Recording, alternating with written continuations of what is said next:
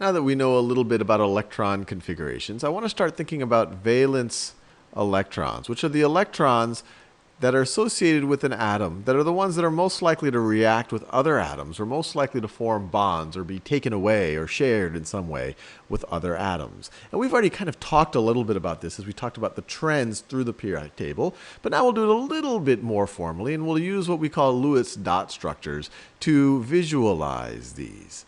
So, as I said, these tend to be the highest energy, and furthest out. And you might be saying, well, aren't the highest energy the furthest out, or aren't the furthest out the highest energy electrons? Well, that is true if we're talking about the S block, if we're talking about the S block right over here, or if we're talking about the P block, right over here. But that is not true. That is not necessarily true for the transition metals, for the non-main block elements. And so that's why I'm not using an absolute. I'm saying it tends to be the highest energy furthest out electrons. So let's think this through a little bit, and let's try to draw some Lewis dot structure. So we could start with the simplest of elements. We could start with hydrogen. Hydrogen has one electron. Its electron configuration is 1s1. That one electron is its one valence electron. That's the electron that hydrogen will use when it reacts. It could be swiped away from hydrogen, where hydrogen will just become a positive ion, or maybe it'll share it with another one. It can share this electron with another atom, and that atom will share an electron with it, and then hydrogen maybe could pretend to have a more stable configuration like helium. But that's its one valence electron. We would do that just as a dot around the hydrogen. Now, what about other group 1 elements? Let's say sodium. So sodium, what's its electron configuration? Well, I'll use a shorthand where we could say, well, its base configuration is the same as neon. It has the base configuration of neon. So neon would, it's 1s2, 2s2, 2p6. That's what this represents. And then to get to sodium, you would then have 3s1. 3s1. So how many valence electrons does sodium have? Well, its highest energy furthest out electron, I say the electron that's in a non-stable shell. That's in a shell that hasn't been stabilized. It hasn't gotten to its fully stable state. There's only one electron in that situation, right over here, the 3s1 electron. And so sodium as well, you could depict like that. It only has one valence electron. That's the electron that could be swiped away from it, or that somehow could be involved in a covalent bond somehow. Now let's do things with more valence electrons than hydrogen or sodium. But the important thing to realize, actually for the example of hydrogen and sodium, is that all of these group 1 elements are going to have one valence electron. They're going to have one electron that they tend to use when they are either getting lost to form an ion, or that they might be able to use to form a covalent bond.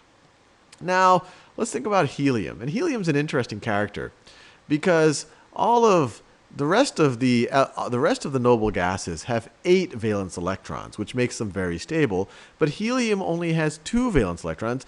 But the reason why it's included here is because helium is also very stable, because for that first shell, you only need 2 electrons to feel full, to feel stable.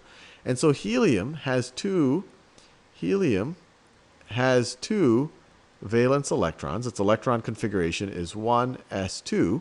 And once again, the reason why it's out here with the noble gases is because it's very stable and very inert like the noble gases. That's why we now use helium for balloons instead of hydrogen. It's not going to blow up like the Hindenburg. But you might say, well, if it has 2 valence electrons, maybe it should be in group 2, because wouldn't all of the group 2 elements have 2 valence electrons? And that actually would be a very reasonable argument, and we've seen that already. One could make a very reasonable argument to put helium in group 2 for that reason. All of the elements in group 2 are going to have 2 valence electrons. Now let's jump to one of the most interesting and versatile elements in the periodic table, the one that really forms the basis of life as we know it, and that's carbon. So I encourage you to pause this video, and based on what we've just talked about, think about how many valence electrons carbon has and what its Lewis dot structure could look like. Well, carbon's electron configuration is going to be the same as helium plus It's going to be the same as helium, plus you're going to have 2s2, 2s2, and then 2p2, 2p2. So how many electrons does it have in its outermost shell that has not been completed yet? Well, it has these four, 2 plus 2. So we could depict them as 1, 2, 3, 4 valence electrons. Now, why is this interesting? Well, we can now think about, especially if we see carbon's valence electrons and we see hydrogens in this Lewis-Dot structure, we can begin to predict what types of molecules carbon and hydrogen could form together. So, for example, carbon would like to get to 8. It would like to pretend like it has 8 electrons, so it feels more stable like the noble gas neon. And hydrogen would like to at least feel like it has 2 electrons in its outermost shell, so it can feel more stable like helium. And so if these are carbon atoms, and if these are hydrogen atoms, I'll do the hydrogen orange. Hydrogen in, actually, let me do it this way. Hydrogen, hydrogen, hydrogen, and actually, let me do it the way I was doing it at first. So you could imagine something like this, where carbon could bond, just based on what we've kind of learned about valence electrons and Lewis-Dot structures. You could say, well, I would predict that maybe a molecule like this could form, where a carbon shares its 4 valence electrons with 4 different hydrogens, and in exchange it shares an electron from each of those 4 hydrogens, and so the carbon can feel like it has 8 valence electrons, and each of the hydrogens can feel like it has 2 valence electrons. And if you did this, if you said, well, there should be some molecule out there in nature that seems pretty stable like this, you would be absolutely correct. This is methane. And the way that this would be depicted with the Lewis-Dot structure is this, right? What I did over here is less conventional notation. Each of these electron pairs, so that electron pair would be represented as a covalent bond. This would be represented as a covalent bond. That would be represented as a covalent bond. That would be represented as a covalent bond. Each of these bonds are the sharing of essentially 2 electrons. The two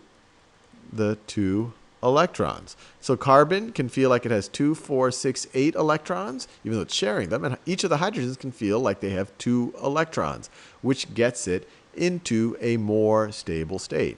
And any of the elements in carbon's group, they are all going to have 4 valence electrons. So, for example, tin. Even though neutral tin is going to have 50 electrons, the valence electrons, the ones that are going to react, are going to be the 1, 2, 3, 4 in its outer shell. 1, 2, 3, 4. And so you might predict, well, maybe it could form bonds not too different, or it might react in a similar way in some ways to, say, something like carbon. Or maybe silicon could react something similar to, say, carbon. And people even think there could be life forms on other planets that aren't based on carbon, but actually are based on silicon, because silicon would have similar types of bonds, and it can form similar types of structures to carbon for this exact reason. Now, what about, I kind of said that you have your transition metals, your D block right over here, and actually your F blocks are going to be thrown in here as well. And these are special cases, and these get a little bit more involved, because as we already learned that once you're in the 4th period, so let's say we want to do the electron configuration. Let's say we want to do the electron configuration of, say, iron. Iron's electron configuration, we could start with argon as a base. We can start with argon as a base, and then we're going to go 4s2.